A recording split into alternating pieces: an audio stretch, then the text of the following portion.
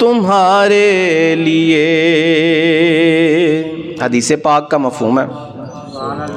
قیامت کے دن کا منظر حضور نے بیان کیا اور کہا کہ اس دن کوئی کسی کے کام نہیں آیا، حتیٰ کہ نبی بھی اس دن سفارش کرنے سے منع کر دیں گے. لوگ پریشان ہوں گے. 50,000 سال کا دن ہوگا اور 25,000 سال ایسے ہی کھڑے کھڑے گزر جائیں گے.